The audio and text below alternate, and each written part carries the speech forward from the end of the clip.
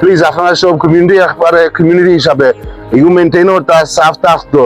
আর আমরা কিন্তু শুধু ডাস্টবিনও দিছি না, আমরা বিহাফ অফ দ্য ইমাম আলী ফাউন্ডেশন আমরা সপ্তাহে একদিন আয়া আমরা পরিষ্কার করবো বা দেওয়া ফেলাইমু।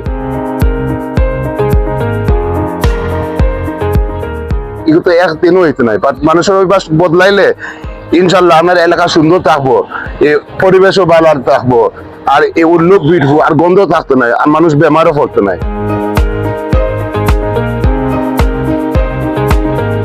Inshallah, Sylhet 3, আমি চাইলাম will be the role model for the whole of Greater Sylhet.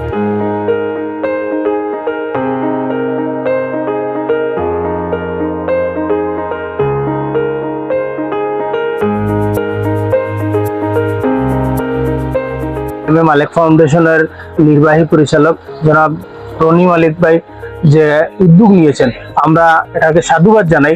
এবং উনি যুব সমাজের আইডল হিসাবে এই অঞ্চলে সামাজিক কর্মকাণ্ডগুলোকে রাজনীতির ঊর্ধ্বে উঠেও যেভাবে তিনি নিরলসভাবে কাজ করে যাচ্ছেন, এজন্য তাকে আন্তরিকভাবে ধন্যবাদ।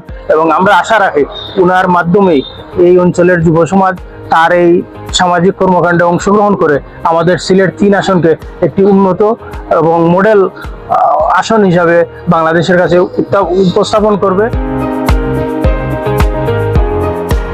আমরা কিন্তু ডাস্টবিনও দিলাম, আমরা খাল পরিষ্কার করছি, আমরা সপ্তাহে একদিন আমরা ডাস্টবিনও কিন্তু তুলিয়া বাধাও পালাইমু। সো ইনশাল্লাহ এখন আমরা অভ্যাস বদলাইমু, আর আপনারা সব মানে বাধা রাখবা ডাস্টবিনও, আর এইগুলো আমরা পরিবেশের লাগি ভালো হইব, এলাকার লাগি ভালো হইব, গন্ধও লাগতো না, আর কেউ বেমারও পড়তে নাই।